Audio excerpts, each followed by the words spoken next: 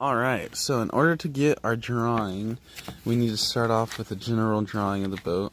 So I've drawn this many times, and I'm going to actually do this in 3 dimensions.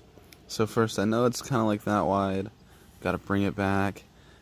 Then we got to get the shape of the hull. We have this first little anchor locker. It gets flat. It goes deeper around 8 feet, and then goes all the way back. We do our first vertical line. Let's call it... I think... No, it needs to go straight up and down. Alright. Cool, so we basically have that. Then I actually don't think, since it's so short, we're going to go about this long. We're going to do this line nice and light because it's going to be covered by the cabin, basically. Alright, then I'm going to say this is where the first crossbeam comes out. I think it's longer than that. It's probably like something like this. And this is where I kind of start light sketching because I'm not sure exactly what it's going to look like. Alright, we have that thing going. We have that thing going. Somewhere in here is going to be our cockpit. We'll give it that kind of shape. Give it that little top thing. Bring it back. And this is not to... what do you call it? To scale at all. And we could probably add a little bit of distance on that. We'll give it like that right there. And then we'll do our back crossbeam. Alright, so that's a super crude and inaccurate sketch of the boat. But it's going to give us enough to draw our measurements onto that we can later use for the model. Just darken up the lines that we're actually going to be using. Maybe add some detail. Just because you guys are watching. Usually for me they look really crude. But we'll make it kind of look pretty for you guys. And I mean, I've drawn this boat who knows how many times. Anytime there's a piece of paper around me, I'm drawing it.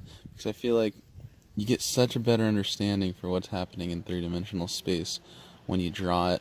And I don't think you really understand something until you can draw it, because it forces you to like to know everything about it, every line, everything, you know.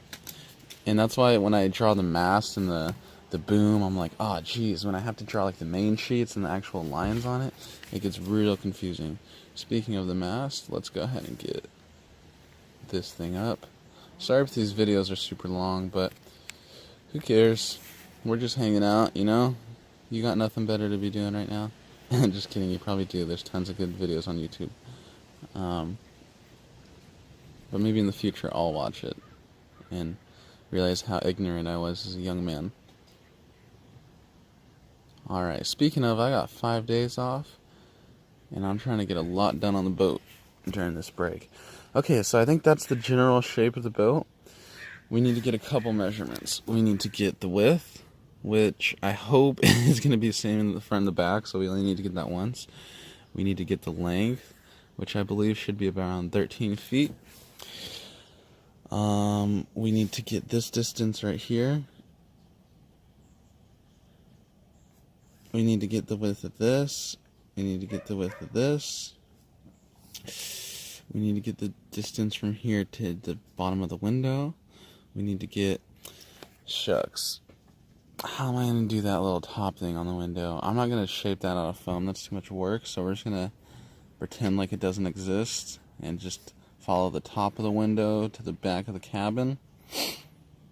And then let's also get one from the front of the cabin to the back of the cabin. Get the whole cabin. And then we need one of the cockpit. The width should be the same. What else do we need? Oh, freeboard. Huge one. So how tall is it? And then up here, to get some details, we need to figure out how far is it to the first crossbeam. Oh, we got that already. Well, how far is it to that curve, and how deep is it to that curve, and then how deep is that curve. I hope I'm going to remember all my little lines, but I'm going to go around and get some measurements, and as I get the measurements, plot them on this cute little graph. So Enjoy the time lapse. Welcome to The Wire. I'm Chris, and today Daniel Tomo Thompson, designer of the Cymatic, the SKX, the Sci-Fi, the Hydronaut, with us today talking about surfing, surfboards, surf ranch, and physics, the universe, esoteric ideas, and obscure scientists. I love this episode because I think whether you share Tomo's interests outside of surfing or not, he's an example of how courageous thinking or a comfort with being different or exploring different ideas can create success and excitement in one's life. Right, so welcome back. We have gotten our measurements. I had to do some math here because mental math is scary. But yeah, everything's measured out, and I was kind of surprised of a couple things. I remember the flat bottom part is 8 feet long. I remember that. But I was surprised that the whole cabin part's also 8 feet long. I didn't really plan for it to be like that, so that's kind of cool. We got 35 inches back there. I should also measure where my scuppers are at, because any deeper than that and the boat will kind of sink. I may have to make new scuppers, because who knows if those are too low.